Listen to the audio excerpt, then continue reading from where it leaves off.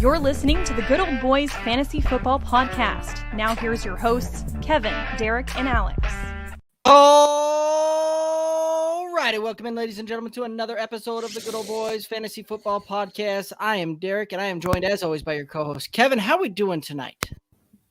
Doing great, man. Another fabulous Friday night, being able to spend it here with yourself and everybody willing to tune in here. So week 4 got underway last night. It was a much better game than what I was anticipating, at least. So I'm hoping the weekend slate brings on more of the same. Absolutely. That was one of those that I ended up not being able to catch as much of it as I had hoped, but definitely saw enough of it to realize that Jacksonville, it may finally be starting to put a few things together there a little bit. They remembered, or at least the new coaching staff learned that James Robinson is a viable NFL back and can carry a workload, and finally did to it. And you saw the offense move probably better than it's moved all season long. They started allowing Trevor Lawrence to use his legs a little bit to pick up some third downs, things like that. So the offense looks like it's finally starting to come together a little bit. That defense still isn't very good, but we knew that coming in, that they still had a lot of things to address on that side of the ball. So it'll be interesting to see how this thing continues to kind of play out and work itself out there. What other thoughts did you have around that one? I thought it was really good for Trevor Lawrence to get out of a game without turnovers, just to build that morale a little bit. Like he got to use his legs. James Robinson had a very good game, especially in the first half. The second half kind of got away from him a little bit. They forgot he was there, I think, in some instances. Laviska Shenault had a pretty solid game himself. I'm on the record. I am not a Shenault truther by any stretch, but 6 for 99. He had himself quite a performance. You hope DJ Chark can come back after getting rolled up on there in the first quarter, but Jacksonville showed some fight and they showed some growth. And I do think this team has better days in front of them. They're just learning how to win right now. Yeah. And it was one of those two that, kind of watching that we've all kind of been a little critical of the number 1 overall pick there and Trevor Lawrence and things like that, which some of that, to be fair, is on him, but a lot of that has to do with the fact that offense really looked like your offensive coordinator, your head coach weren't on the same page, and it was at odds kind of going through there, but that offense seemed to click. And moreover, like watching Trevor last night, it looked like the game started to slow down a little bit for him. Looked like he wasn't necessarily rushing out there to try and make the first read, hit it and get the ball out of his hands, or trying to hang on to it a little bit and hoping something else opens up there. You started seeing him be able to kind of feel the game a little bit more so than I think we've seen him in any of the previous 3 weeks. The game slowed down a little bit and he was able to make some throws, be able to move on the run and make some throws and throw some darts in there as well. So it looked good there. I was a little surprised that Joe Burrow Joe Burrow had a good game. Joe Mixon is the one I was a little surprised didn't have a better game on that one. He still put together a decent performance, but for fantasy, I thought he would be just absolutely feast in this one. And you'd really see a big game on that. But part of the reason is the first half, he was kind of taken out and they were playing in that negative game script early on. So you started seeing him kind of work in there towards that second half, things like that. But definitely an interesting turn of events there. When I was watching that and at halftime, I don't think anybody would have called Jacksonville being up 14-0 on that one. Yeah, it absolutely was. And really after, I guess from Cincinnati's first drive, right? They put some things together. They looked pretty good on that first drive. Cincinnati did, missed the field goal.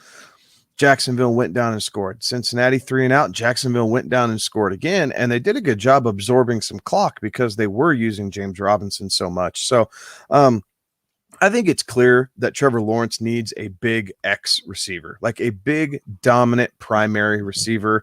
Laviska Shenault, yes, he found ways to get open. Yes, that helps in some aspects, but I think Trevor Lawrence, I would be asking the management there in Jacksonville, hey, what are the chances we take a stab at, Devontae Adams if Green Bay doesn't bring him back? Something like that, bring some leadership in, a big guy who can run crisp routes and he can go get the ball. But overall, the defense does need work, right? The defense really let them down there that second half. You're going up 14-0 nothing into the third quarter. And before you even know it, Cincinnati ties it up. You do a great job going down, retaking the lead, and the defense gives it up again. So this one, I think the defense really let them down the second half, on top of Joe Burrow playing very well. But when you're up 2 scores, you got to find a way to keep it moving there. Yeah. And, some not, some unfortunate news coming out early in that game where DJ Chark goes down, gets carted off the field. And, it looks like he's going to miss the remainder of the season with a fractured ankle, I believe was the report there. Maybe we'll see T. Higgins back on the other side of the ball for Cincinnati sooner than later. But this was one of those that you ended up missing a couple of receivers towards the back half of that game that really, we all would have thought that, had some big fantasy relevance there. And, best wishes to DJ Chark and happy healing there. Hopefully he gets back soon and comes back on the field with what with what we've seen from him, because he's an explosive player that can make a big play. Yeah, I mean, redraft leagues, he's going to be at a premium discount going into next season, right? Last year, not the year we expected out of him. Comes out this year a little slow for the first 2 weeks. Got the touchdown in week 3, injured in week 4. So you can just kind of see that. So he's already a guy I'm kind of circling for later in drafts next year as a bounce back candidate, as Trevor Lawrence takes that next step into year 2, all those good things. So he's not done yet. Keep an eye out for him.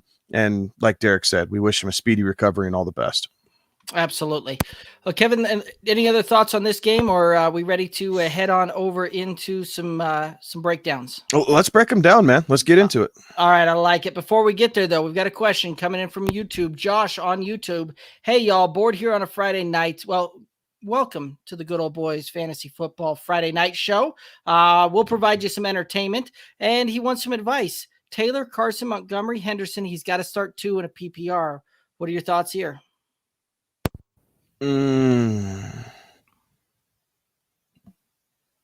I want to say Henderson needs to be one of them, but with that rib injury, I think that he's one shot away from not. On top of Sony Michel did show pretty well last week against Tampa Bay, and that's a really tough run defense.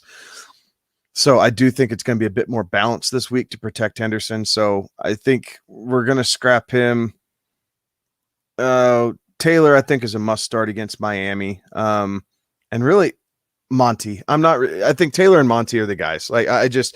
Chris Carson did not look very great, and he went off the field injured in the fourth quarter of the Seahawks-Vikings game last week. So I still don't believe that Carson's 100%. So we might be seeing a little bit more of a split load from him, and he doesn't catch the ball a ton out of the backfield. I think Taylor, the Colts got to find a way to keep Carson Wentz healthy, and the best way to keep him healthy is not getting him hit, and you don't get a quarterback hit by running the football. So Taylor and Monty, they got to find something to do in Chicago and ways to help that quarterback there. I know the offensive line is a little bit porous, but we saw how well the Bears can run the ball the opening game of the season, the opening Monday night game of the season against the Rams. Montgomery looked really good in that first half. Now, the Bears got into a negative script, and it kind of took him out a little bit, but Monty was ripping runs off. I know I text you, and we were talking about that. Like, dude, he's looking good if he can keep this up. And the offensive line's been letting him down a little bit, but I think for this week, I like Taylor. I like Montgomery.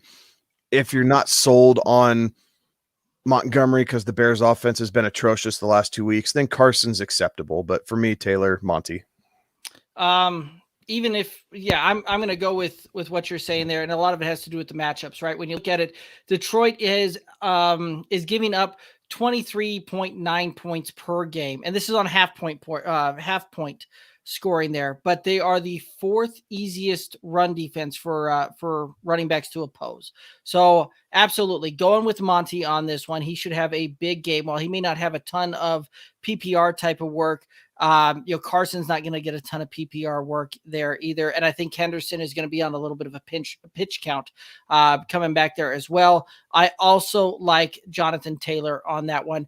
Miami is giving up 25.4 points per game in a half-point PPR scoring, 2nd easiest run defense there as well. So when it comes down to it, I'm going to play the matchups in there. Both of these guys have incredible talent and can absolutely, like we've seen both of these guys have incredible game finishes, and incredible runs. And when you give those guys great matchups, I'm absolutely taking the matchup play there. Both of those guys have smash opponents to just run on. So absolutely, I'm going Taylor and Montgomery there. Another question coming in. Javonte or Tyson Williams or Damian Harris? Ooh, probably going to go with Javonte myself. It's definitely between Javonte and Tyson Williams, especially with Melvin Gordon popping up on the injury report late week for the Broncos. We'll see how he is tomorrow when they go in, get a little bit of treatment, and obviously coming into the game. But the Ravens, they're not good against the pass this year, right? They're super weak against the secondary, but they are stopping the run. So starting Javonte, you're hoping for a kind of some red zone turnout. There's no way I'm starting Damian Harris this week if I can avoid it, just due to Tampa Bay's rushing defense. I'm not convinced that he's just going to absorb all the James White touches via the pass game. I think JJ Taylor is going to get involved. You could see Rashawn Stevenson possibly get involved, even though he was inactive last week. So Damian Harris, I'm not starting this week because of the matchup. So it's down to Javonte or Tyson Williams. And I think for the Ravens to be successful against the Broncos, it has to be Lamar Miller. I don't know that they're going to get that purely off the running back. And for the Broncos, you're only competing with Melvin Gordon or Javonte. You're not competing with a quarterback and another running back on top of that. So for me, I'm going to go Javonte.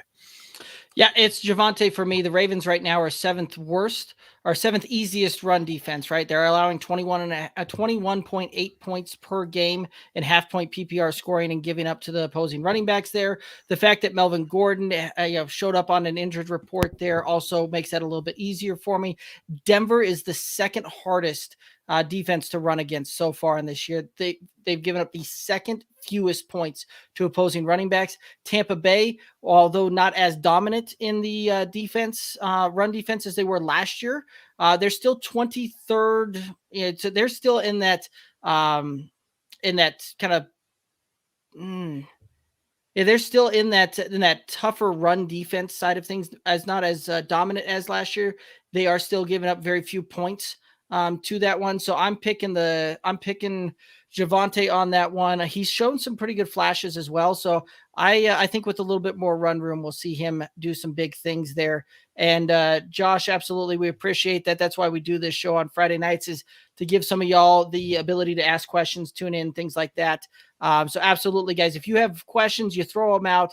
We love the questions. We love the comments, and we're going to try and tackle every one of those. That being said, Twitter, for those of you watching on Twitter, just a disclaimer there, Twitter is not funneling all the questions into our chat screen here, so I may not be able to show them on there. We're doing our best to follow along the Twitter chat there and bring your questions up. So it may take a little bit of time, but we're going to try and address every one of those Twitter questions as well. One thing that you can do is you could actually hop over to the YouTube channel, Good Old Boys Fantasy Football Podcast YouTube channel.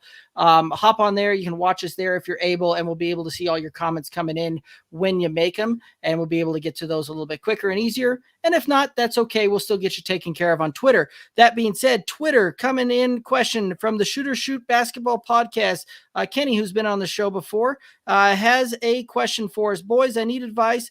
Players to follow. He's got he needs 3 to start. DJ Moore, Chuba Hubbard, Cortland Sutton, Kenny Golladay. What are your thoughts here? That's one. Dang it. I think he had it in that order. I think it's DJ, Chuba, Cortland, and then Kenny Galladay. Kenny just doesn't quite look right. DJ Moore is going to have a tougher matchup. Diggs has been playing at a all-pro level here to start the season for the Cowboys, so they're going to have to get a little creative. We might actually see Robbie Anderson emerge against this Cowboys team. But at the moment, it has been DJ Moore early. It has been DJ Moore often for the Carolina Panthers. So until that changes, DJ Moore is a must start if he is on your roster.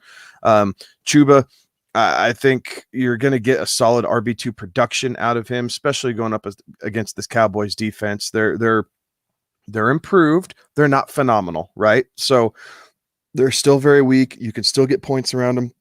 We saw what in the limited touches that Miles Sanders and Kenneth Gainwell got. They're susceptible in the screen game too. So if they can get that moving a little bit, Chuba can get a couple screen passes, get some chunk plays that way. So I like that. And Cortland Sutton with Hamler going down and going against this Ravens pass defense, which is pretty depleted at the moment. Cortland Sutton is a very strong start for me as well. So I think you had it in order. Right, and he had a follow-up on that one. My only concern is starting two Panthers together. I do agree. I think those are the three best players, though. So does that concern you at all, having no. Okay. The game totals 50. The Cowboys are favored by 4.5. I mean, no, I think you're going to see a ton of Chuba Hubbard in the first half, sprinkled in with DJ Moore, and then depending on game script, he might not be as productive late in the game because I do expect this to be a little bit more high scoring, but I wouldn't be concerned about starting both of them against the Cowboys defense. You can find success there. Yeah, I don't see them really giving any of those other running backs there any run in Carolina. So I think it's going to be a lot of Chuba Hubbard, while he may not necessarily, where it may be game scripted, where they're not going to necessarily try and get him 25 to 30 touches like they would if Christian McCaffrey were in this game and you had that kind of allocation going to the running back. I think you'll still see them game script him to get between 15 and 20 touches, which is still a healthy workload for a running back. And with Chuba's type of speed that he's got, because he's got great north-south type of speed, if he can break one and get past that second line, he can absolutely house one on this one. Like, he's got that kind of breakaway speed that he can go through and do that. So I could see him doing that. DJ Moore, my love for DJ Moore is well documented on this show. And I am also a big fan of Cortland Sutton. But again, I think you had it in order there. Kenny's also saying that a Dallas defense still gives up a ton of yards. Do we know if Lattimore is for New Orleans is a go? I haven't seen anything on the Lattimore yet. I haven't seen any update. I'll have to scroll through and look during the show here to get you a better answer on that, Kenny, because I haven't seen anything on Marshawn Lattimore.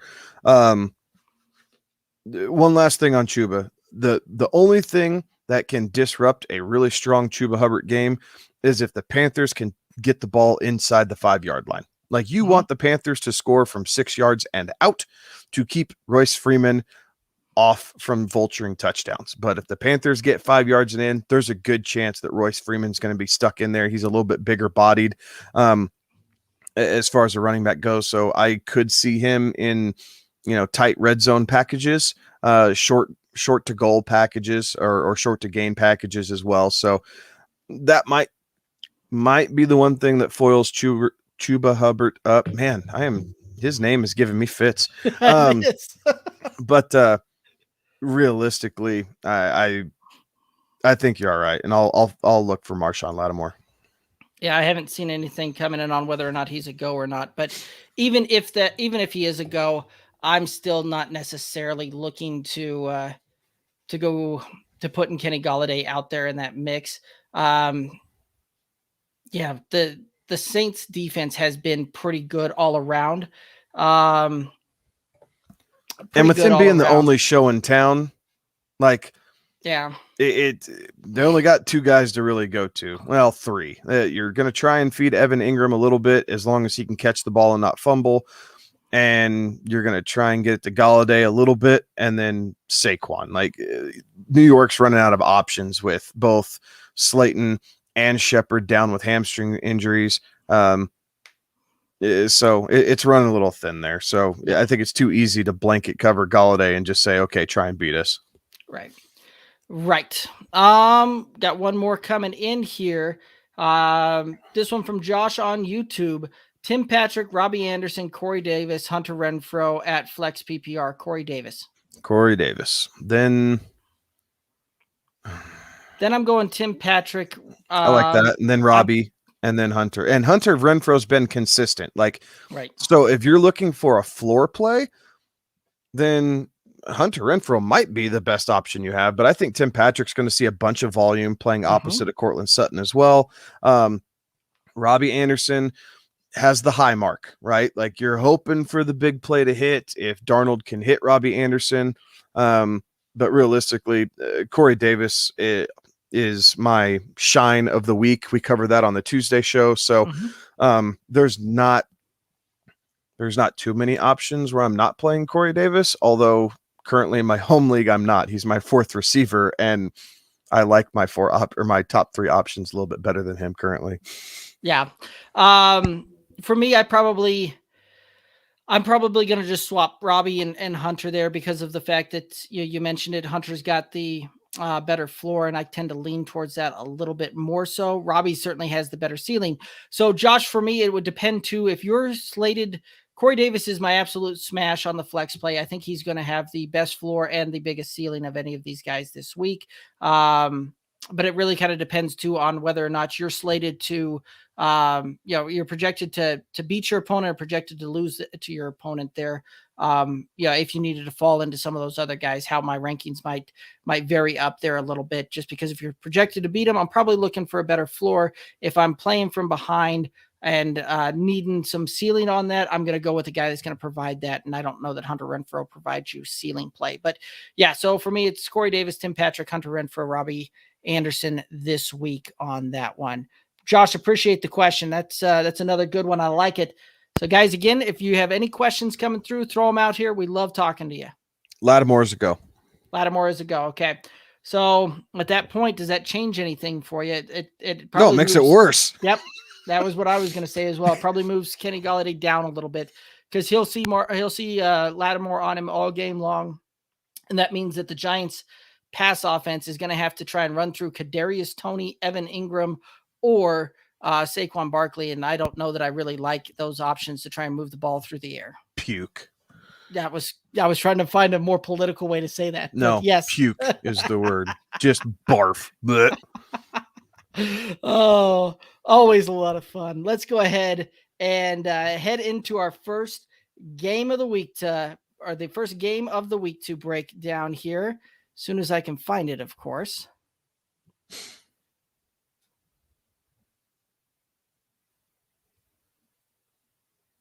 Kevin, I know I've got it here somewhere. The hell, we can break it down. Screw it. Let you look. The Washington football team is heading to Hot Atlanta to take on the Red Hot Falcons, who won their first game of the season last week against a putrid New York Giants team. The football team is favored by 1.5 with the game total at 47.5. I think this is a Washington football team type of game. Like I have not been impressed with Atlanta and what they've done. I really need Matt Ryan to find a way to have a better rhythm and I guess rapport with Calvin Ridley than what's been going on. He's seeing some targets, but they're a little bit off. They're off-target targets, right? They're not necessarily catchable targets. Kyle Pitts has been a no-show for the first 3 weeks of the season. Everyone's raising their hands going, what the hell? This guy was supposed to be the second coming of Jesus. And, he sees like 2 targets a game, 3 targets a game, and that's all we're getting. So I think the football team bounces back. They just got embarrassed by Buffalo. I think they realized that they need to right the ship. They keep saying that they're not worried. You need to start worrying, guys. You go to 1-3 and your chances of making the playoffs get really, really tight because this Cowboys team does look much improved from last season, having the band back together. So it's kind of an early season must win for the football team. But I do think that they can find ways to get Terry McLaurin back involved. Curtis Samuel's said to be playing in this game, or at least all things are trending towards him playing, which will help the passing game, and Taylor Heineke. We'll see about Gibson. He popped up on the injury report with a shin deal. We'll see how that goes. Honestly, if Gibson doesn't play, JD McKissick is a very viable flex option to start, guys. Like he will absolutely fly up the rankings. So keep an eye on that. But overall, Washington, and I'm going to say the over just because both defenses have been really bad. So until Washington shows me they remember how to play defense, we're going to take the over here. But Washington wins the game outright by more than the 1.5 for sure. Yeah, I see this kind of being a field goal kind of game when it's all said and done. For me, I don't think that either team's going to be able to pull away in this one. And I think you're going to see a lot of track meet kind of going back and forth down the field. So I'm seeing this one probably somewhere in the neighborhood of about 28-25 when this thing's all said and done, which is going to put it kind of just on the over. And Washington's going to pull ahead on this one and take the victory. But yeah, this is one of those that I'm very interested to see, how they go to Terry McLaurin, what that looks like there. Do they actually start getting him back involved in this one? Because last week that wasn't really the case there.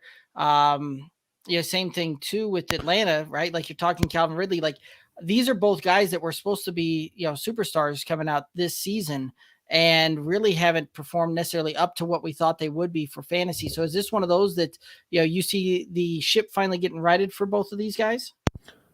Yeah, I think it starts. And McLaurin had that really good Thursday night game against the Giants, right? Like, so he hasn't, you wanted to see a better performance out of him against Buffalo, but the Bills did do a good job just basically saying beat us with anybody else. Right. They bracketed McLaurin most of the game. They made it really difficult for him. And because it's him and Logan Thomas basically running routes, like it made it tough on Heineke. So Curtis Samuel back will help that initially. So that's a good thing. And Calvin Ridley, if the targets are there, right? If you're seeing 11 targets a game, that's a pretty healthy workload. You just need those to be catchable targets. And then for Calvin Ridley to come down with them. So if that rapport can continue to strengthen and they start to, I guess, gel with this new offensive philosophy a little bit, you could see Calvin Ridley bounce back a little bit. So I expect both guys to return close to form, right? I think both of them could have top 15 finishes this week. So maybe not the, 5th overall pick or 6th overall pick that you took Calvin Ridley with, or for wide receiver 5 or wide receiver 6, but much better than what it's been the past few weeks, where if he's not falling into the end zone, you're kind of scratching your head going, well, that sucks. Right. And just kind of a public service announcement there. If you've got Curtis Samuel, do not put him in this week. Let him come back. Don't put him in your lineup this week for fantasy. Let him come back. Let him see what he looks like in that offense before you roll him out, unless you absolutely have to. Yeah, take your stab on him in DFS, right? Like, throw him in a lineup or two if you're building multiple DFS lineups. That's okay. This week in DFS, and we can kind of touch on this later if we have time, but there's a lot of depth in wide receiver, and the running backs are kind of hit and miss here. So you're kind of pigeonholed into, you got to take Derrick Henry and build your roster around him. So Curtis Samuel's a guy that you could take a flyer on him. Jalen Waddle, for example, Jacoby Brissett, loved throwing him the ball. And really even going deeper down, you could see a Jacoby Myers against a Tampa Bay pass defense that's been porous. So there's options at wide receiver in DFS. Absolutely. All right, let's go ahead and get into our second game here, and that is Buffalo. The Houston Texans heading over to Buffalo. Buffalo favored by 16.5. The over-under on this one is 47.5. What are your thoughts here?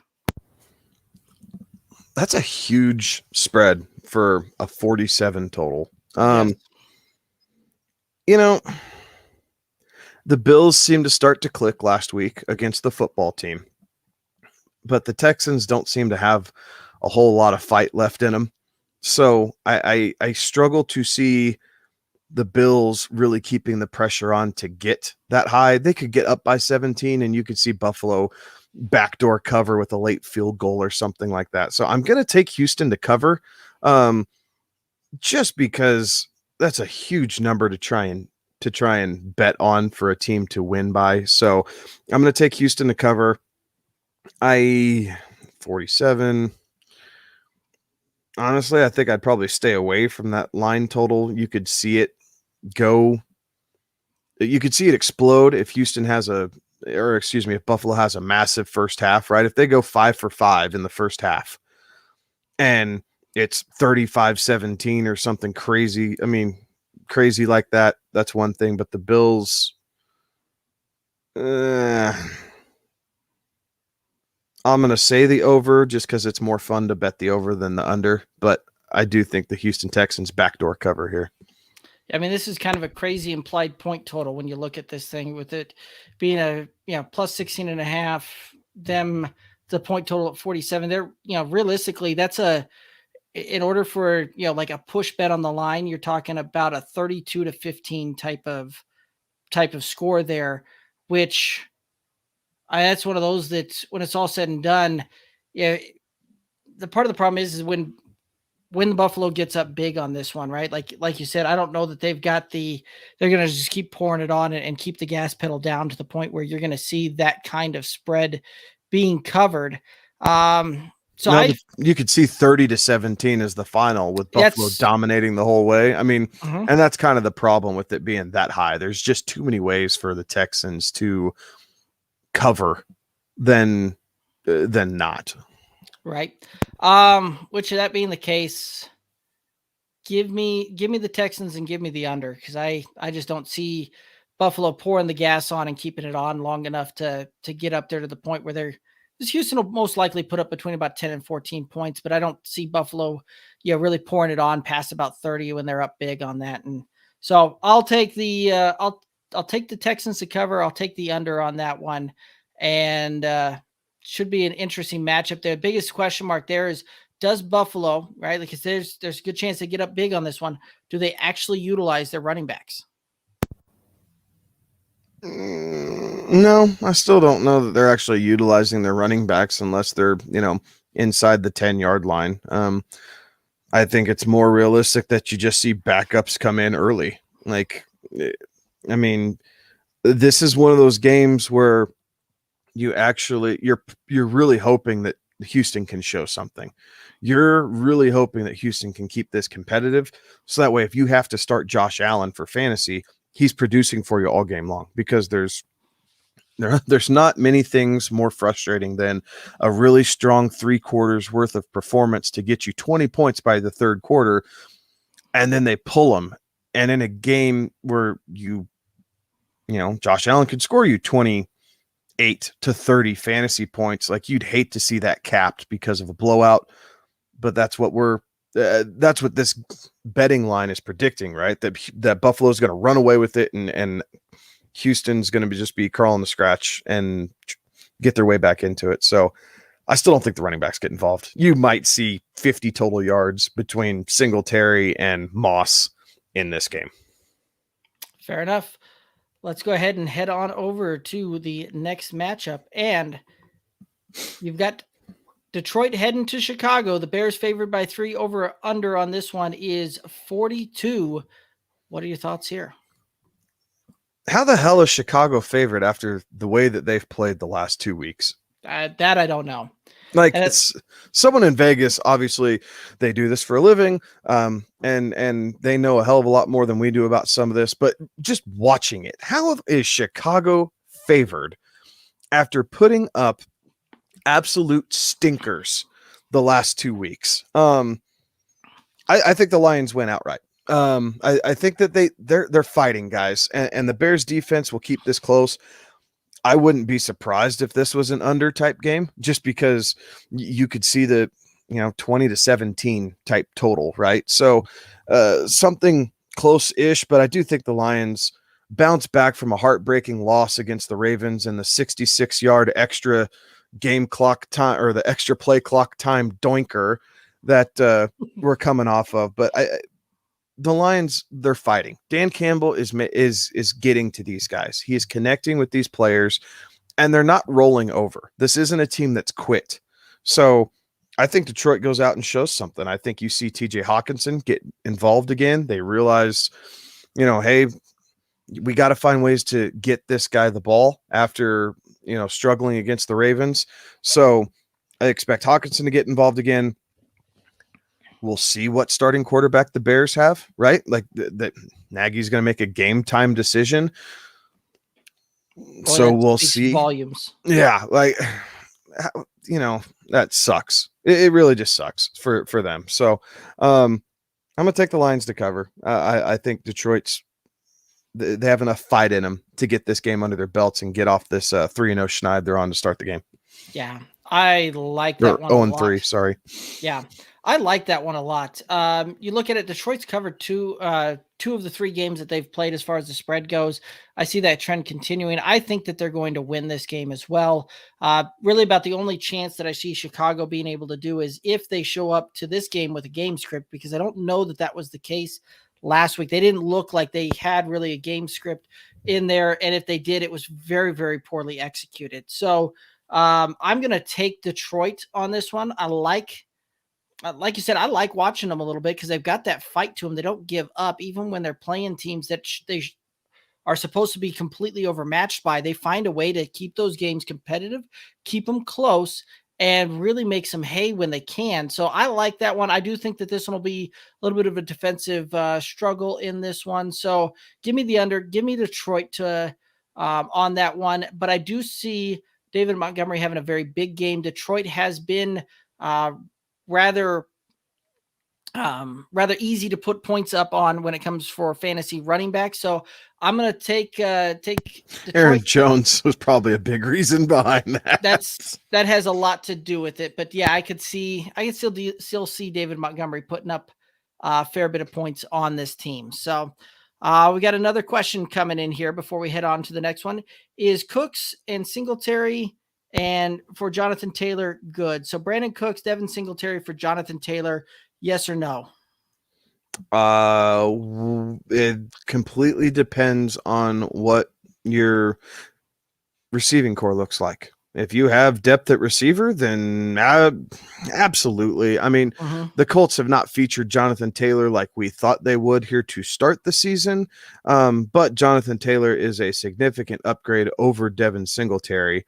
Brandon Cooks is a guy who is seeing a ton of targets in Houston. He's been a good mid to late round draft pick if you were able to get him, just because he's kind of the only show in town right now. Anthony Miller showed up last week and got the touchdown, but Cooks put in all the work. So if you have enough depth in your receiver room on your team, then yes, it makes sense. If you're not really sure, Adams Moore. Oh, heck yes. Yep. Yes. Smash the then yes button. Yeah. With Adams Moore and Chase to start off. Shepard, yes, he's dinged up. Renfro has a good floor right now. Yeah, I'd go ahead and bring JT onto the roster because he's an instant upgrade at the running back position. Absolutely. Yep. Co-sign on that one. Another question coming in, Josh. Thanks, Evan, for that question. Guys, if you have others, throw them out there. We love answering them. Josh on YouTube is asking Dawson Knox for Robert Tonyan. Schultz and Conklin are on the waivers. Schultz kind of has that hot hand in Dallas, but there's so many weapons there. Yeah, because you'll see. I like Bobby Tonyan this week against the Steelers. I think that Steelers defense has looked terrible. Dawson Knox has flashed, absolutely, but with the game script and the fact that you have Beasley, Emmanuel, and Diggs all healthy and playing together, Dawson Knox is clearly the fourth option. Bobby Tonyan's probably the third, maybe fourth option. I mean, and that's the problem. All these guys are third or fourth options at best. So Tonyan or Schultz, I think I'm going to lean Tonyan slightly because I expect the Cowboys to run the ball a bit better than The Packers will. So Tanyan by a hair for me this week. Yeah. Well, the other problem with Schultz too is he and Jarwin they've got Jarwin's looked terrible though. Jarwin's looked terrible. You see him getting dropped left and right. Like people are giving up on him. I think that's a mistake, but I get it. So I don't know. This week, I'm good with Bobby. Go with Bobby Tanyan. Where I was going with that, though, is that they're in a tight end by committee type of thing, which typically you don't see much in the NFL. And one of those that when we get leery of doing running back rooms and running backs because they're in a running back by committee type of timeshare, I'm absolutely not going to go that route on a tight end deal. Conklin showed a lot of flash last week. But again, it's one of those that I think that was kind of a once a season type of performance where you'll see some of these tight ends have a big game and then, they kind of, go back into fantasy obscurity there. And again, I think that he's probably the third, fourth option for that team there as well. And we've seen Robert Tonyan do it and do it consistently to the point where he's earned Aaron Rodgers' trust. So I'm going to lean that way as well. And I'm going to take the Bobby Tonyan there. Evan was also from YouTube was saying that he has Eckler, Jacobs, Eli Mitchell, Singletary, and Moss as far as that running back room for the when he was talking about that Cooks and Singletary for Jonathan Taylor trade. So yeah, that instantly bolsters your running back room there as well. Absolutely, because Jacob. Yeah, I mean we don't know if Mitchell or Jacobs is actually going to play this week. Right. Yeah, smash it, dude. If you can get Taylor for that, get Taylor for that. Be happy. I'm happy for you. So congratulations. Yes. So absolutely. I like it. Alrighty. So we just got done covering Detroit and the Bears, and that's going to lead us over into our next game here to break down. We're going to talk about Carolina going to Dallas. 4.5 point favorites are the Cowboys. The over under on this one's 50.5 points. What are your thoughts on this one? I think this is going to be a really fun game to watch. Like I hope, at least in our area, I hope Fox is covering this game in the morning because there's a lot of fantasy power in this game. Obviously the Cowboys and everything else, but even the Panthers and how they've showed up. You have Chuba Hubbard and how we talked about him early on in the show. DJ Moore kind of really taking that next step and becoming the next alpha wide receiver that we see here in the league, I think. The Robbie Anderson experiment. I shouldn't even say experiment, but just the questions this year. A lot of fun. I think the Cowboys are just clicking right now. I think the Cowboys find a way to win this game by a touchdown at home. But Carolina will put up a show here. I'm going to take the over. I'm going to take the Cowboys. It'll be a fun one. Yeah, I can certainly see that one kind of coming to fruition. I don't necessarily see the Cowboys by a touchdown. I see the Cowboys by about a field goal in this one. So I'm going to take the Panthers to cover, but I do like that over on this one. And I think that you're going to see, it's going to be an interesting game dynamic there because if the Cowboys come out and do it one of two ways, right? They're either going to do this kind of newfound love of the run that we've seen the last couple of weeks here with really running both Zeke and Pollard and chewing up the ground, chewing up the time clock, not necessarily having to put the game on Dak's right arm to try and win in a shootout type of thing where they can still put up a ton of points. And I could see some of that coming to play. However, Carolina lost a little bit on that defense during that Thursday night game there. So they're a little bit banged up coming into this one, even though that defense has looked good. I think they're a little bit more vulnerable than we've seen in previous weeks there. So I do see this one getting into a bit of a shootout type of thing. And yeah, I like the Panthers to cover, like the over on this one. And if you have players in this one, I'm playing them because this one should produce a lot of fantasy points. Sneaky play is Terrence Marshall for me on this one.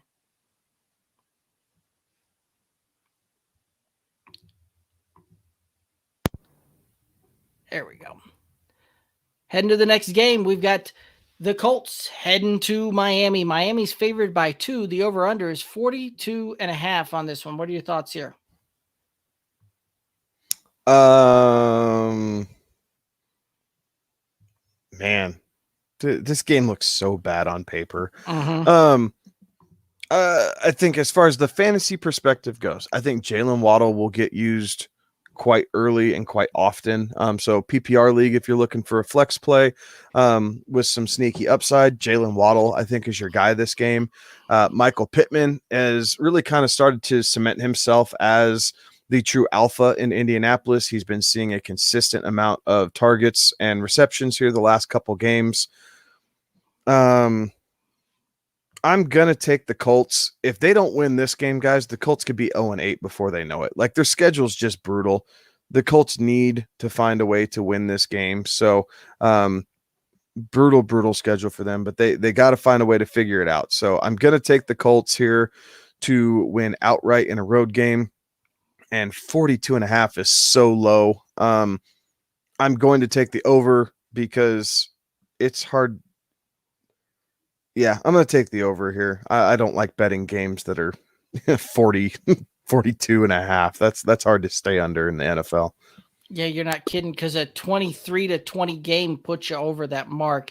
And even in bad matchups, in teams that had a hard time moving the ball, things like that, like we think, it takes me back to Atlanta and the Giants. Even as bad as both of those teams looked in that game, they still managed to put up almost 20 points apiece there. That game would have come under that line, but still, like, even in a game where those offense looks that bad, give me the over on this one. The Dolphins,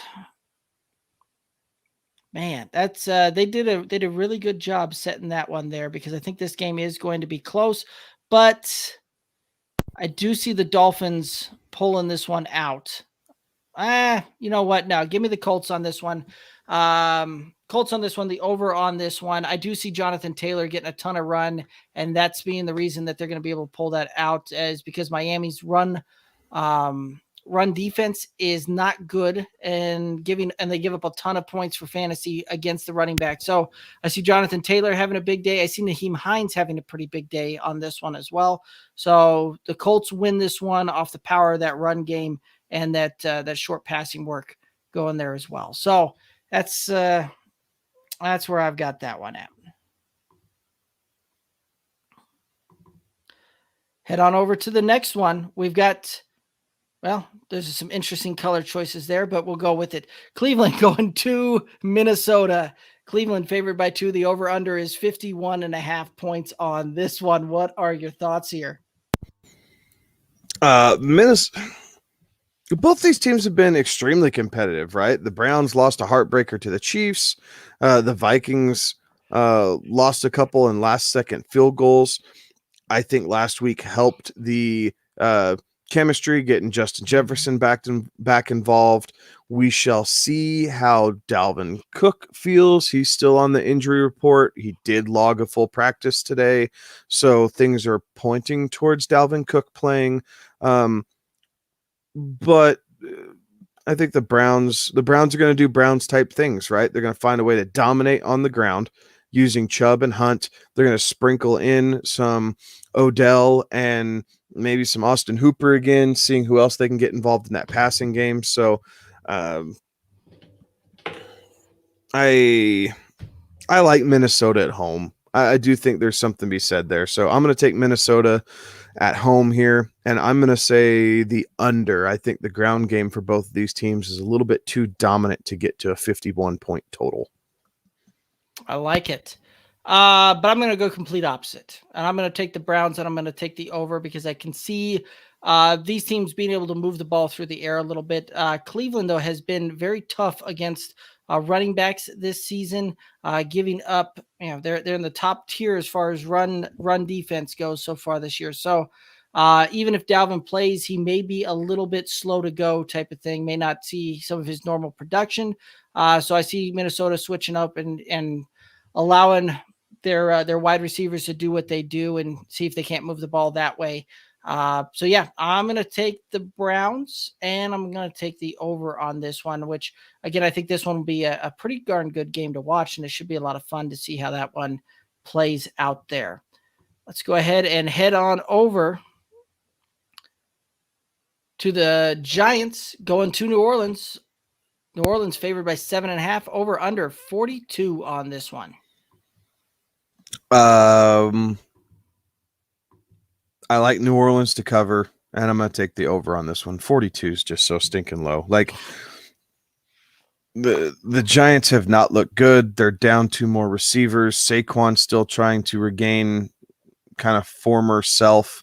Yes, he got into the end zone off that passing play last week. So you like that if you're a Saquon owner.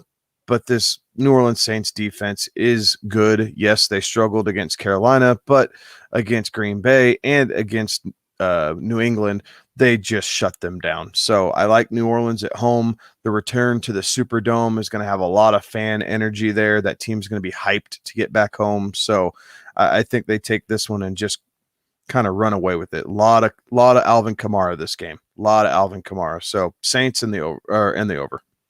Yep, I'm going to co-sign on that one. I have a hard time seeing the Giants really getting past about 14 to 17 points in this one, but I see the Saints being able to cruise past about 28 to 30 some points in this one. So while the Giants score is going to be low, I think New Orleans is going to put up enough points to easily cover the over on this one.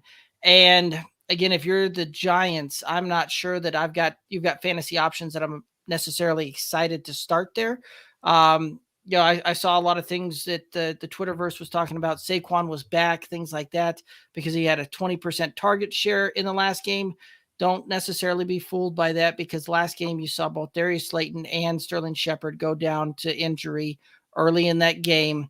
And most likely a lot of those targets would have gone that way. So you may get some extended run out of Saquon for fantasy this week, maybe next week, until you start seeing Shep and Darius Slayton come back. But I don't know that the Giants game plan overall is going to be to feature Saquon Barkley getting 20+% target share going forward. It could happen this game though, just because of the injuries. So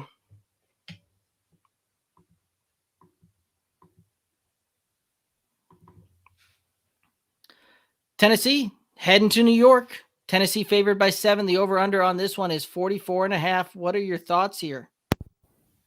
I like the Jets in a backdoor cover here.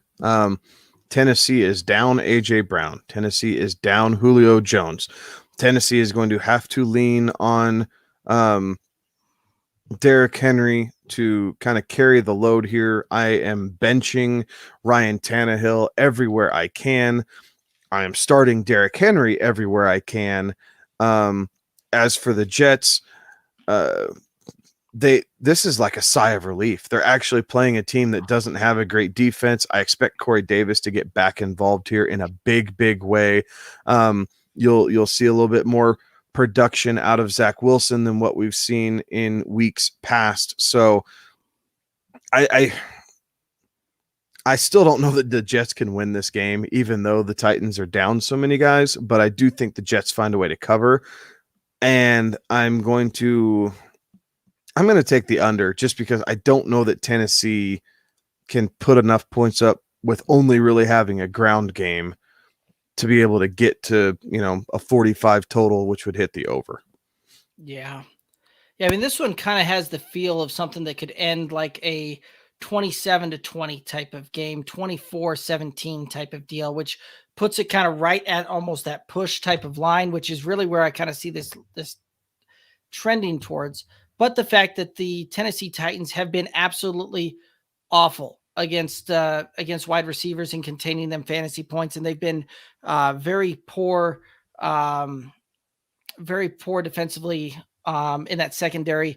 I think you're right. I think you're going to see Corey Davis put up a ton of points. You may see some of these other Jets wide receivers also pick their game up a little bit there as well. Tennessee, I don't know that they're going to be able to move the ball much throughout the air. A sneaky DFS play is Westbrook for Tennessee.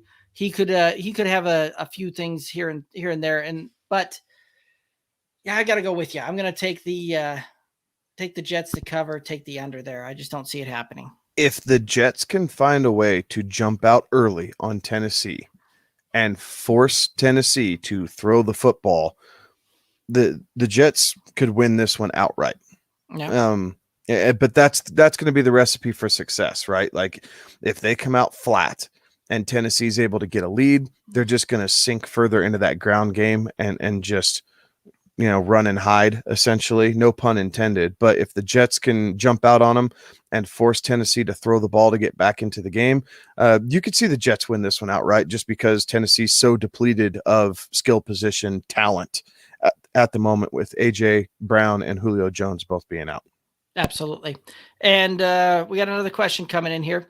And I'm a bot on YouTube. Yeah, welcome in. We enjoy robots of all kinds as well here. So welcome in here to some fantasy football knowledge.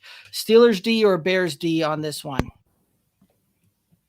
Pass Either and one, stream. yeah. Pass and stream something else. I'd go Bears D. Given it, if you have to choose one, go with Bears D. I don't think the Steelers defense is going to do anything against Aaron Rodgers in Lambeau. They've looked terrible. And really a lot of that's on the offense too, because the offense just keeps giving the ball back. They're not putting drives together. Roethlisberger looks bad. So that's a lot of pressure on that defense. So Bears defense, if you have to choose, but if there's some other options that you could stream, that might benefit you more. Yeah, there's got to be a better option on the waiver wire in your league that you could pick up and play there, because those are not appealing. So, all righty, let's go ahead and head on over into the next matchup there. And that would be Kansas City going to Philadelphia. Kansas City favored by 7 over under on this one, 54.5. This is almost a tough one to call now, right? Like, Kansas City lost a tight one, against the Chargers. The Eagles got absolutely embarrassed by the Cowboys. They're coming back home. This one will hit the over, in my opinion. Can Kansas City cover a 7-point spread? Something that they haven't done in almost a full season now. I'm going to say yes, because the ship has to get corrected by the Chiefs here. They just have too much stinking talent to not be able to do this. But the Eagles are going to be able to put up some points as well. So I'll take Kansas City to cover, and I like the over on the game total. I would have really liked to get this on the 5.5 where it opened at. I think I'd feel much more comfortable with Kansas City at 5.5, but that's okay. We'll take the 7. Yeah. I think the line was better at about 5.5, so I'm going to take Philly to cover that spread. I don't know that you're going to have that many points in this one. Realistically, I could see it where it comes down and there's about 52 total scored on this one. So I'm going to take the Eagles to cover the under on this one. I do think that Miles Sanders, which is actually a pretty decent play for fantasy this week. Jalen Hurts, I think that he's a pretty decent play on this one. I think you're going to see Philadelphia, remember that they have a run game and utilize that this week, since they get all of 3 carries by running backs last week in a game that they just got shellacked by the Dallas Cowboys. So I see them utilizing their run game a little bit. I see this one, them keeping it a little bit closer, and I'm going to say that this one ends up just under, and Philly losing by about 5, I think, is how I'm going to see this one playing out. Another question from the YouTube. Josh is asking Carson, Lamb, Hunt, Lockett. He's got to start 2 in a PPR. Lamb and Hunt. Lockett had some injury issues. Carson, both those guys went out in the fourth quarter last week. Lamb and Hunt for me, both of them. Yeah. Lockett's also playing the Niners. They've those 2 matchups between Seattle and San Francisco tend to be a little bit tighter. Those divisional games, they tend to be pretty close there. I can see both of them trying to establish a run game in this one a little bit more. So the fact that Lockett's also a little bit banged up, not a big fan on that one. The fact that we already talked about Carson also being a little bit banged up there, and the Niners they're not a great run defense in points allowed, but they're also not poor. So yeah, I'm right there with you. Give me Lamb, give me Hunt. Absolutely. Let's go ahead and thanks, Josh, for all the questions tonight. We appreciate them, guys. If you have any questions for your fantasy start sits, waiver wires, benches, trade questions, all of that, throw them out here. We love getting your comments, love getting your guys' questions, and love answering those. All right, let's go ahead and head over to LA. The Cardinals are going to go there. Arizona heading to the Rams. The Rams are favored by 4.5. Over and under on this one is 55. I am taking the Rams in the over. And this will probably be the highest scoring game of the week. It definitely has the makeup to be. Kansas City, Philadelphia, the game we just covered, could rival that, but realistically, I do think it's this game. Kyler Murray's been playing at an MVP level, but so has Matthew Stafford early on this season, and his newfound bestie, Cooper Kupp, who is just seemingly unstoppable here at the moment. I don't see Arizona finding the solution to that equation this weekend, so I think the Rams are going to be able to take this one down and cover in a high-scoring affair. Yeah, I think I'm right there with you. This one has the feeling of almost a field goal type of game, but you know what? Because of that, I'm going to take the Cardinals. I'm going to take the over. The Cardinals cover. I think that is going to be a 3-point game with the Rams winning that one. But it'll be a tight, close divisional matchup on this where they'll get a lot of points put up on this one. It should be some interesting matchups there because you'll probably see Jalen Ramsey shadow DeAndre Hopkins all game long, which means that you're going to see a lot of other opportunities provided for some of these Arizona Cardinals receivers. AJ Green actually flashed last week, did a pretty decent job there. You'll probably see him have another decent line. Christian Kirk's a guy that I'm actually really interested to see how he plays out into this matchup because he's got some of that speed to get behind the defense, take the top off of it. And I can just see this one being a very good matchup where not necessarily some of the stars may be putting up the biggest points for the fantasy on this one, but you're still going to see a ton of fantasy points coming, and they may just come from some unexpected spots in this one is what I can kind of see. Yeah, if I'm the Cardinals, I'm going 4 wide most of this game and just telling your offensive line, open up holes early, let Edwards and now I can't think of his damn name. You're talking on the Arizona running backs? Yes, I'm having a dumbass. James Conner. There, thank you. I'm having a dumbass moment. Yes, let Edwards and Connor kind of gash them to begin with, almost like the Bears tried to do, right? At the very beginning of that game on Monday night. Spread them out and then get the safeties to pull up a bit, and then you can see Christian Kirk and even some Rondale Moore. I do think that he is going to be a factor in this game as well, but that's going to be what the Cardinals have to do, honestly. I don't think they're just going to be able to line up and go 2 or 3 wide and compete with the depth that the Rams have in their secondary. You need to go 4 wide to spread them out, and you have to be able to run the ball that way to get the safeties up, and then the big play potential is going to come. Absolutely. That's how I see that one playing out there. All righty. Let's go ahead and head on over to the next matchup here. We've got Seattle heading to San Francisco, 2.5 points on this one. The over-under is 52. I'm thinking the under in this game. I think the fact that George Kittle's actually trending towards missing this game, possibly, like, that doesn't sit well with me. I think the San Francisco 49ers are going to want to kind of reestablish their run game. You could actually see Trey Sermon get a full workload and not see Kyle Juszczyk and, another cast of characters kind of take plays away from him. So that could help the Trey Sermon side. On the Seattle side, if Lockett can't go, is it Esquin? Sorry, their rookie wide receiver. He's Dwayne Esquin. Yes, he's been questionable as well. It doesn't look like he's going to be able to go. So it's just DK. And not to mention Everett, COVID list. He can't play. So Seattle's down a bunch of guys. Chris Carson, he's a little hobbled. Rashard Penny has already been ruled out. Like, Seattle's just down guys.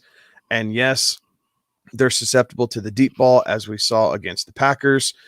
I think the Niners are going to learn some things from that game. These rivalry games between the Seahawks and Niners are always fun to watch, but I think San Francisco is going to get the best of them in a lower scoring affair. So I'll take San Francisco by a field goal and the under.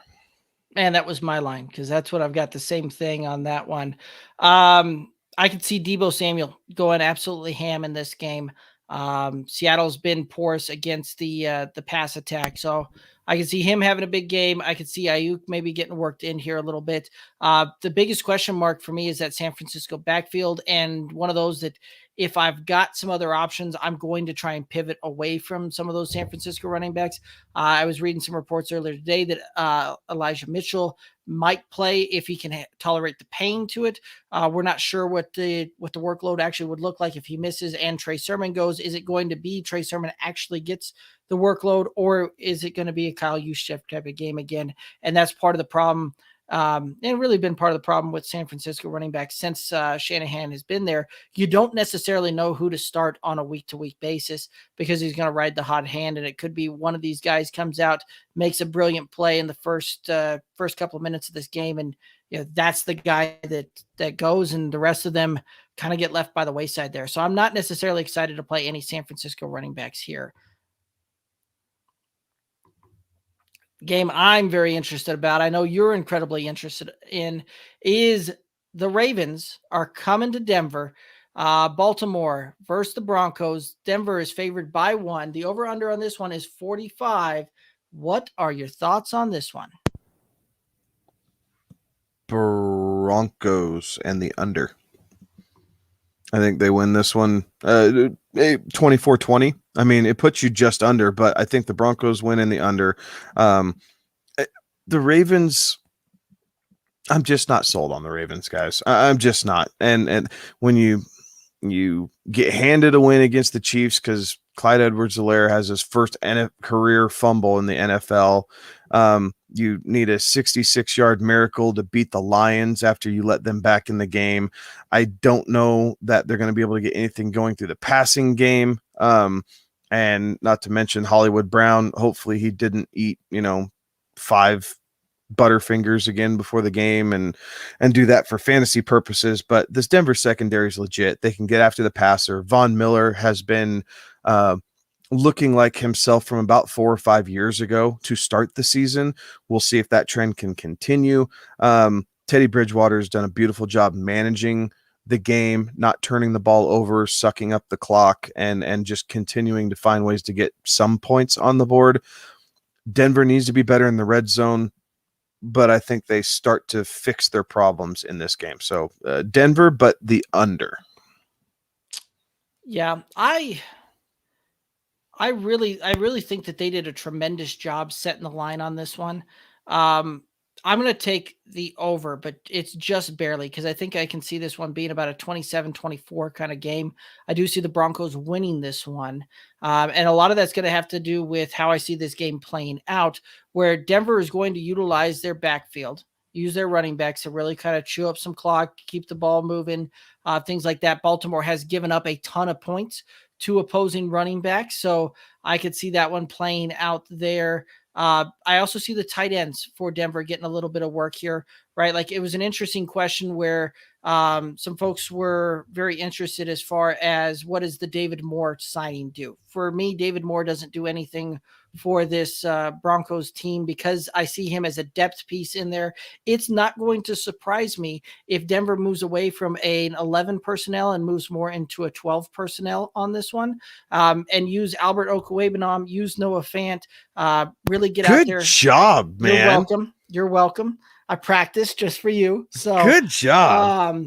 But yeah, I could see them using their 2 big tight ends. By the way, their tight ends are almost as fast as David Moore. Like, the 40 speeds are not very far off there. And oh, by the way, they're much bigger body, much more physical.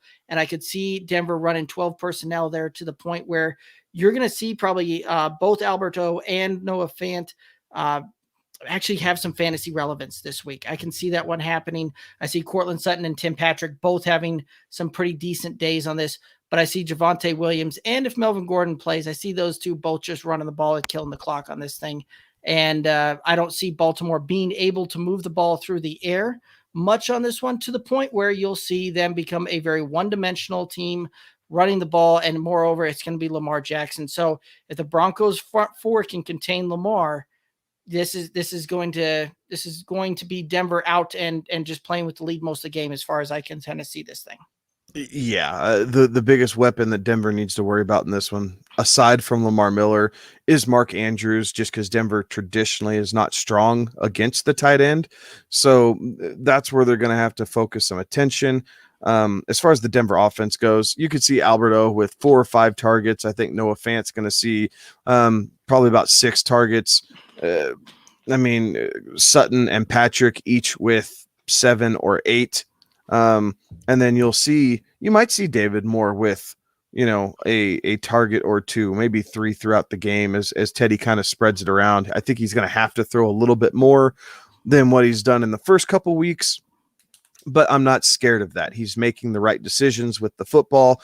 He's not putting it into a dangerous situation and costing the Broncos points, and he understands when to throw it away and live to fight another day. So, I will be there. I will be screaming loud and proud for our hometown Denver Broncos. But yeah, it should be a really fun one. I love it. Let's go ahead and head on over to the next one. We've got the Steelers heading to the Packers. Pittsburgh going to Green Bay. Green Bay favored by 6.5. Over under on this one, 45.5. What are your thoughts here? Green Bay in the over. Yeah. I think the Steelers defense is no bueno here at the moment. Green Bay seems to have found the rhythm. They kind of got the bugaboo off their back traveling to California and not getting the break speed off of them. In a really good Sunday night game last week where I'm going to say it once again, 37 seconds and no timeouts is still too much time for Aaron Rodgers. So got to find a better way. But I just don't see how the Pittsburgh offense can put enough together here. They're going to dink and dunk around the field. Jair Alexander, I think, is going to keep Deontay Johnson at bay. Juju, I believe, has been ruled out for the game already. Chase Claypool was dinged up throughout the week and I guess is technically listed as questionable, but is trending towards playing. So you might see a bunch of targets again for Najee Harris, but I just don't expect that to add up too much. So I think Green Bay, and I think they're going to start putting some points up on the board here between Jones, Tanyan, and Devontae Adams.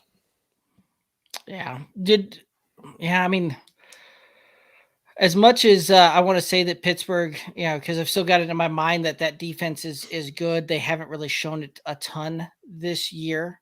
Where they've been pretty stout has been against the run, as far as allowing points to opposing fantasy backs. But again, I see Aaron Jones being able to make some moves and break out and have a pretty good fantasy game here.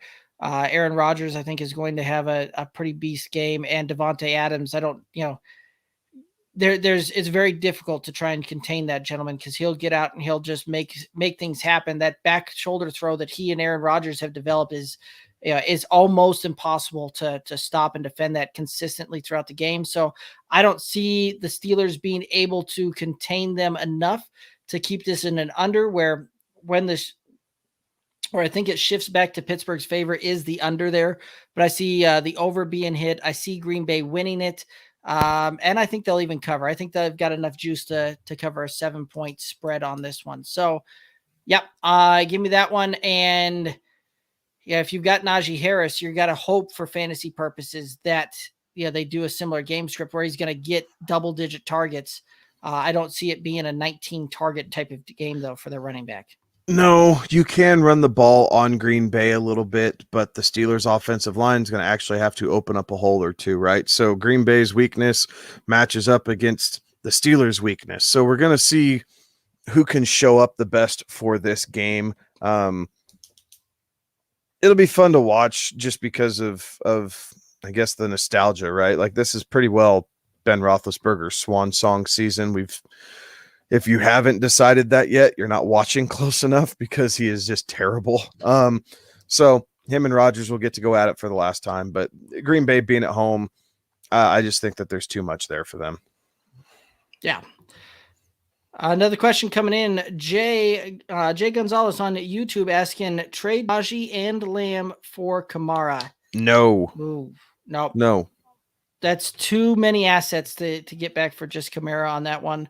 While, and kind of breaking that down, while Kamara is probably a tier better than Najee at this point, I see Najee being able to again be very fantasy relevant through the passing game, and CeeDee Lamb, it's not going to surprise me to see him sneak up and finish the season inside wide receiver 1 territory. So yeah, I'm not going to trade a wide receiver 1 and a guy that's going to be probably fringe running back 1, very high running back 2 for a guy that's going to be probably a top 5 RB. I just don't see it. I'm giving up too much and not getting enough back there for me. I would agree. And if it only takes,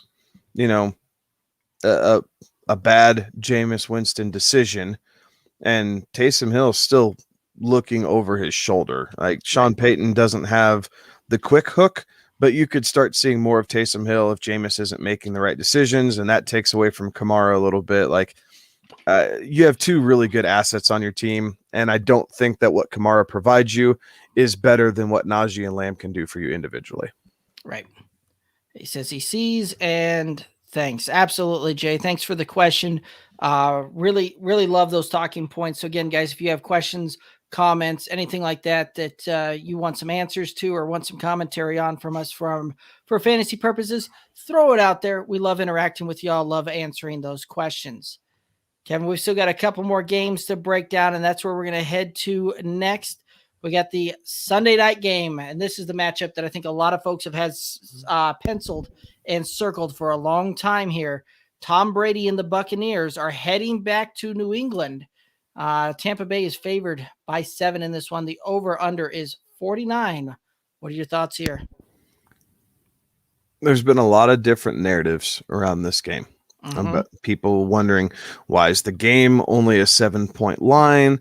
This is a see, I told you for Bill Belichick as well. Gronk not being able to play, he's doubtful, right? Yeah. Like they downgraded him to doubtful, so it looks like Gronk isn't going to be able to play. That being said, I'm not betting against Tom Brady coming back home, and as good as Bill Belichick is, and the Patriots defense can be, we also saw how limited the Patriots defense can be when the Saints just beat the brakes off of them last week, because that game was not as close as the score indicated. So I think the first half will be tight. I think, getting through the emotions of the game and just the opening ceremonies, the thank you, Tom Brady, all the tear jerking, emotional heartstring pulling crap that New England's going to try and pull to make Tom Brady take his focus off the game. Let's make one thing straight. I don't know that there's a professional athlete currently playing that has a tighter focus than Tom Brady does. And for those reasons, I think he just finds a way to continue to move things around and find his different receivers. I expect it to be sprinkled across, Godwin, Evans, and Antonio Brown pretty evenly in this game, right? You got to keep Belichick on his toes. Brady knows what Belichick likes to run. Belichick knows what Brady doesn't like to see and what gives him fits. So I think Brady is open enough to where he feels like his deficiencies are. They probably practiced that a crap ton in Tampa Bay this week, like just so for him to get comfortable with what he can see and what he thinks Bill's going to run against him. So for those reasons, I don't think the game's going to be that close. I'm taking Tampa Bay to win, cover. And I think this game could hit the over. I think the Tampa Bay's passing defense is suspect enough that Jacoby Myers will see some run. You could see Kendrick Bourne with another strong performance here. I don't expect anything out of the running backs, so Mac Jones is going to have to find a way with this front four and really front seven of Tampa Bay flying in his face. So that might limit it. But once the second half hits, I think the third quarter is where Tampa Bay just says, okay, we're done messing around here. And we have places to be, and they're just going to open it up. Yeah. Interesting narrative here that I can see playing out too is I can see Tampa Bay coming out and just trying to smack New England in the mouth as hard as they can with the pass game. There's something else on the line here too, other than just the W. Brady is within closing distance of Drew Brees for the all-time yards mark in this one, to the point where we could see this thing broken in the first quarter. But it is one that I see him surpassing Drew Brees in the first half, if nothing else. So yeah, that's one of those. Who catches the pass to break it now that if Gronk doesn't play? If Gronk plays, my bet's on him. But we're going to say Gronk doesn't play. And I haven't seen the prop on this. But who is your... It's Antonio Brown would be my guess. You think it's AB? Yeah, I think it's AB. Because again, AB is a former Patriot now, and so it's one of those that for 5 minutes. For 5 minutes, but he was still cut by Bill and company up there. And you know that kind of stuff gets under these players' skin, and he could have that let me show you kind of moment. So I could see that being the case. But this is don't ever discount a revenge game type of thing. And even though he might have only been there for about 5 minutes, I could see a guy like AB actually, having circled this one on it and say, let me show you what I can still do. I'm going to say it's Mike Evans. I'm going to say they're going to give it to the guy who's been in Tampa Bay the longest out of this group, as just a nice little memento, because Mike Evans does get lost in the wash at times. He is good for the touchdowns, but we see these, 3 catches for 10 yards and 2 touchdown type performances. And he's been really good about this role and not complained. So I think that and I think Tampa Bay is, Tom Brady's probably not, but I think if Tampa Bay is keeping track of that, I'd put money on Mike Evans, to be the guy who catches the ball from Tom Brady that breaks Drew Brees' record. Yeah, that's one of those that when I saw Gronk get downgraded there, I was like, oh man, because that was one that I was banking on him playing, especially like a DFS play. That'd be a good Twitter poll. Yeah. I'll put it up there as soon as the show's done tonight. Who catches the pass that breaks or lets Tom Brady move ahead of Drew Brees in the all-time passing yards? But yeah, it was one of those that I was very excited to play Gronk everywhere I had him. This being a revenge game, and Gronk's also a kind of guy, just person like one of those that he knows what would be going on there, and I would see him having a huge game if he plays in this one. So a little bummed that the reports are trending the other way, but get healthy, Gronk. All righty, let's go ahead and head on over to the Monday night game. The Raiders are heading to Los Angeles there to meet up with the Chargers. Chargers are favored by 3. The over-under is 51.5. ESPN is going, thank you, Lord, that we get this game, because they're fighting for potentially first place in the AFC West. The Manning telecast isn't taking viewership away from the flagship telecast this week. Didn't know if any of y'all knew that. No Manning telecast this week. Alex, I know our partner Alex, he's going to be a little heartbroken when he turns on ESPN2 and sees bowling instead of Peyton and Eli shooting the breeze. But just so you know, no Mannings. But ESPN's salivating. They're going, thank you. We have a game on Monday Night Football that's 4 weeks into the season and relevant, because their slate lately over the last couple seasons has been kind of dreadful. So they're going, hoorah. This should be a fun one, right? We're going to find out if the Raiders are legit, right? Can they go on the road and win this tough one?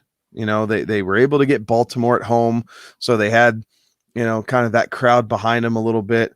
The Chargers have the one tough loss to the Cowboys, but then they turn around and beat the Chiefs, so they're coming off of a super high. Can they keep that ball rolling with another divisional game? All that to say, I'm taking the Chargers, but I'm taking the under, because this game always seems to be under. The Chargers and Raiders play each other so very well that this game always seems to be, 17-20, 23-20, something like that, where the talent on the field should tell you they could hit the over, but based off of the history and how well these teams know each other, I think points are going to be harder to come by than people expect. So I'm going to take the Chargers, and even at 3, really push. No, Chargers outright. I'll take the Chargers outright and the under. Yeah, I think you're probably pretty close there because I see this one ended up about 27-23. And I think the Chargers are going to get that home field advantage on this one and pull this one out.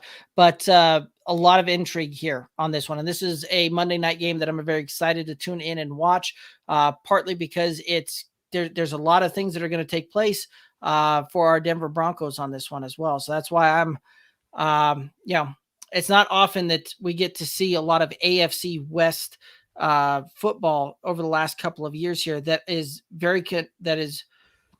very dominant for, or very I forget the word I'm looking for here, but very good for the standings.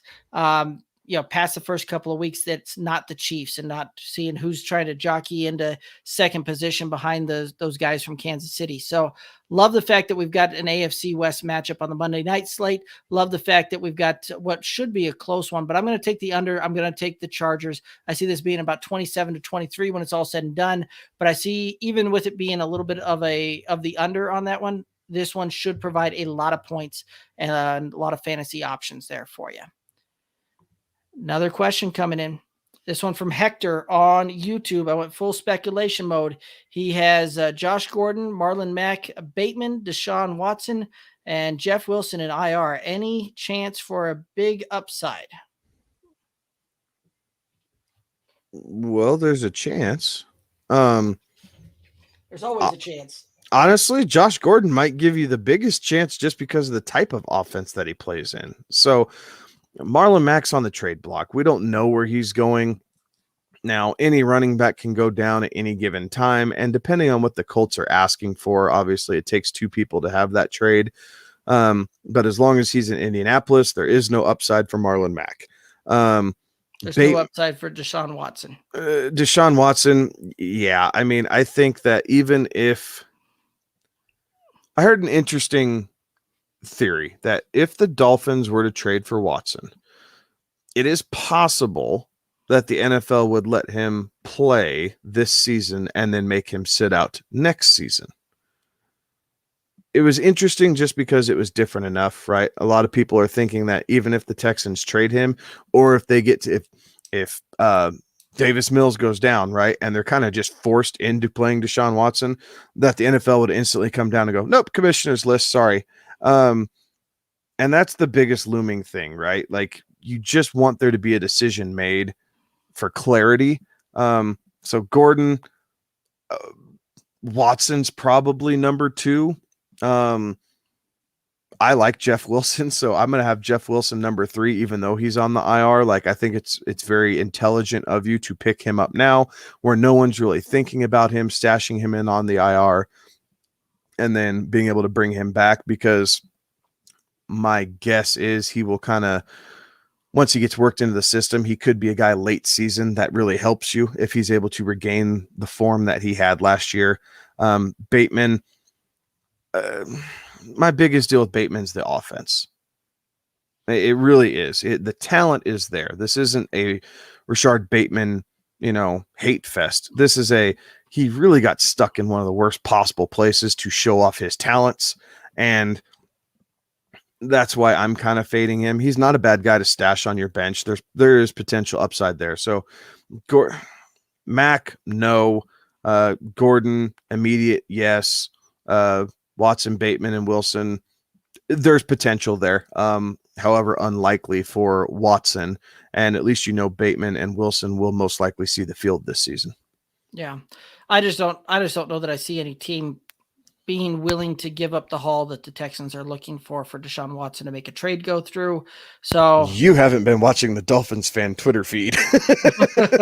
They are about ready to burn that place down. And if they lose to the Colts this week, it's going to get real in Miami.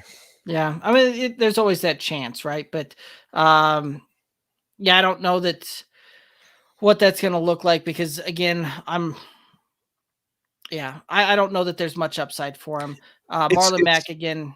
Oh, go go ahead. ahead. I was It's gonna say, almost it's almost the something or nothing for Deshaun Watson, right? Like right. that's fine. You're sitting him, and we understand what the league could and could not be doing. Who knows? Just because they're not consistent in these type of things. But Deshaun Watson and his situation outside of the legal ramifications, the Texans have to make a decision, right? Are we willing to just have him sit and not get anything when he walks away? Or are we willing to come off our price tag enough to where we can receive some assets in return? So that way we're not going completely empty handed. Because right now, the deal that they made with the Cardinals to ship Nuke Hopkins out of town looks worse and worse and worse because David Johnson is an afterthought right now with the Houston Texans. Those draft picks haven't done a stinking squat thing. And oh, by the way, Nuke Hopkins is still, pretty stinking good out there in the desert. Yeah. Well, and it's one of those two that they've got Deshaun Watson under contract for a couple more years as well because he signed an extension not that long ago to keep him in Houston for even a couple of years after this, as far as I remember. So I don't know that he's able to walk away, but for another couple of years on this thing. And I could be wrong, but I don't think that they're in any motivated position to move him unless they're getting what they really want on that. Josh Gordon, I see him fulfilling a lot of the role that we've seen Sammy Watkins fulfill in the past, what we've seen McCole Hardman, Demarcus Robinson do right now. So he's got some upside, but again, he's the third target in that Kansas City offense, where the primary two targets being Tyreek and Travis Kelce are going to demand that. Marlon Mack, nope. Rashard Bateman, Kevin, you summed that up perfectly when you're talking about that passing piece of the pie being so small that it's tough to get worked in there, because even if he gets 25% of the targets going on there, you're typically talking about maybe 100 targets over the course of a season there.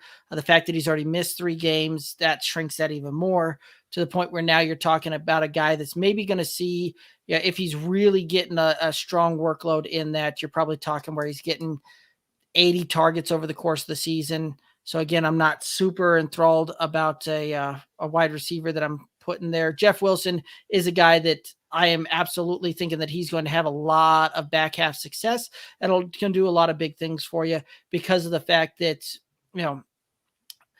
what we saw in San Francisco with Raheem Mostert going down,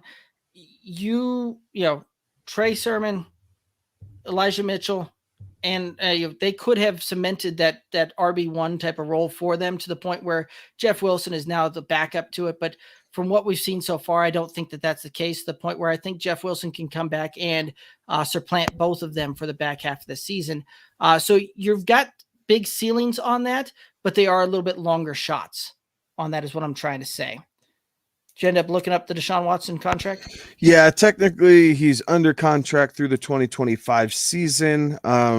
Let's see, his guaranteed salary was 10 million this year, 35 million guaranteed next season in 2022. That's a big number for him just to tell the Texans, screw you, I'm not playing. So after that, the guaranteed salary is nothing for 23, 24, and 25. So they're going to be forced to make a decision organizationally here, at least by this offseason, because that's a ton of money to pay a guy who, I'm going to show up, but I'm just not going to play for you, and go from there. So they got to do something. Here's an interesting thought for you, right? So the salary cap went down this year. And so you're saying that he goes from about a 10 million cap hit this year to a 35 million next year? Oh, no, the cap hits are completely different because of dead money, bonuses, and everything else. His cap hit this year would have been about 67 million. Next year, technically, it's only 51 million after bonuses and all that, what's left on the contract, all that sort of stuff. So just guaranteed year by year. Gotcha. This is the cheap year.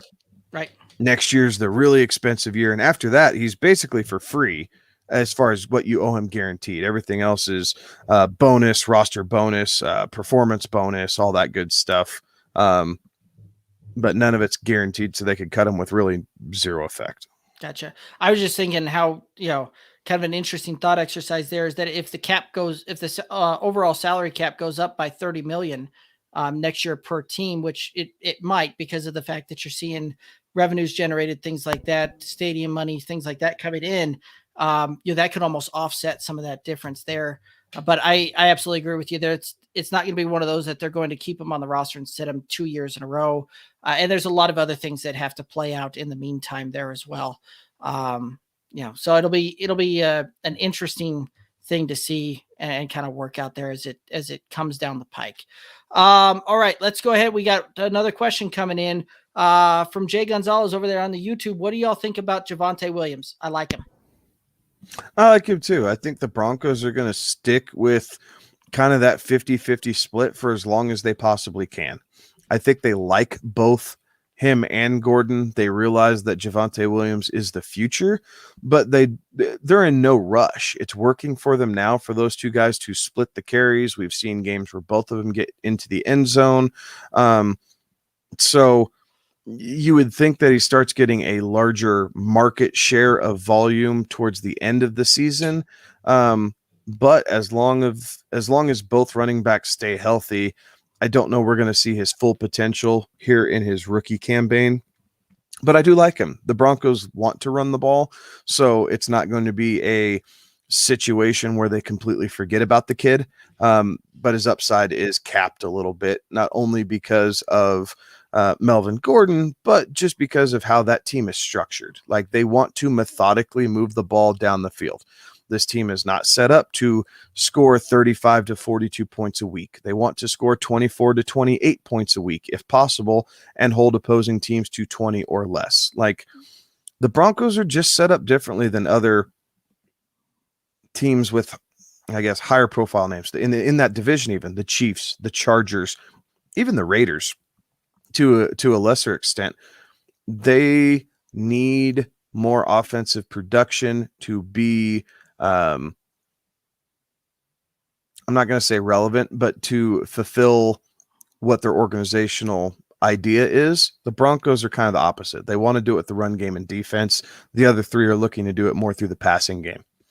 Right. Yeah, they're definitely going on more of a throwback in that smash mouth type of football. And they're okay winning ugly football games, winning low scoring games, things like that.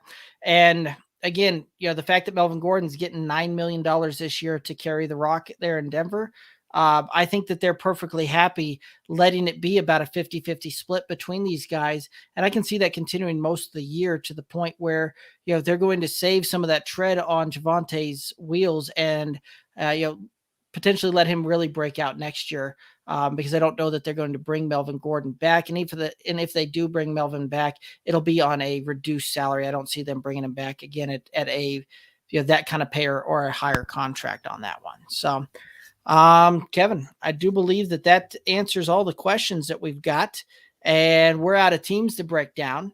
Any final thoughts out there for the viewers? Really pay attention to the injury this week. The injury list this week. There's a lot of mainly receivers that are questionable and trending towards possibly not playing. So make sure you're checking all the updates, 90 to 60 minutes before kickoff.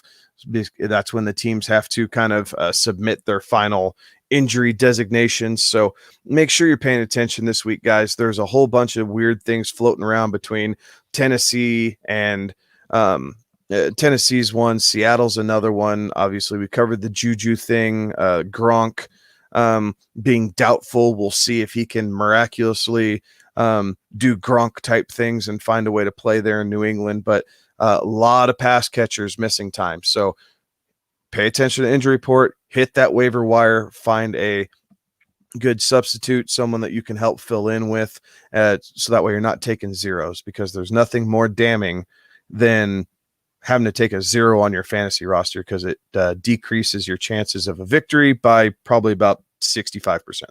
Absolutely. One last question coming in before we sign out here. This one coming from Hector over on YouTube. Need points, Djax or Fuller this week? I'm taking Fuller. I think Fuller's the right play. Djax and what he did against Tampa Bay was fun, but realistically, Deshaun Jackson's like the fourth or fifth option on that team. Fuller is 1 or 2. And now a full week back and getting into the swing of things, I think Miami needs to take the deep shots to Fuller to really get out in front of Indianapolis this week. So I would lean Fuller this week as well.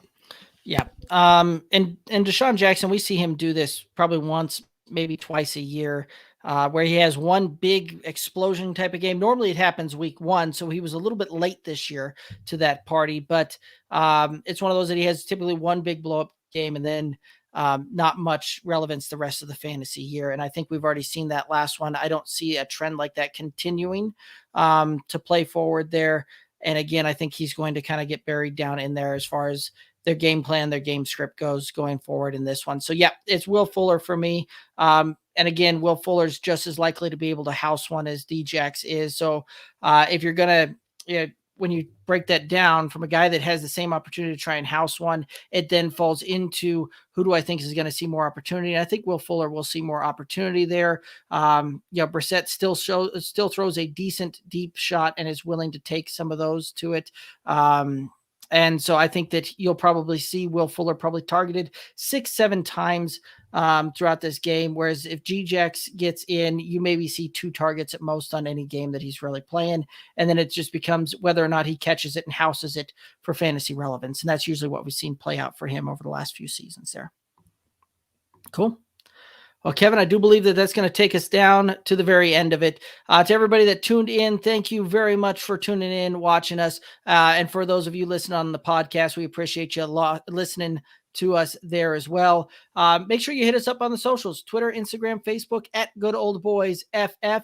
You can find us on the YouTube, Good Old Boys Fantasy Football Podcast YouTube channel. We'd appreciate everybody heading over there, clicking the like and the subscribe button and helping us out there. That's one of the best ways to support this independent podcast is over there on YouTube. We do this show live for you 3 times a week on Tuesday nights, 11 p.m. Eastern, Friday nights, 11 p.m. Eastern, and Sunday mornings, 11:45 a.m. Eastern.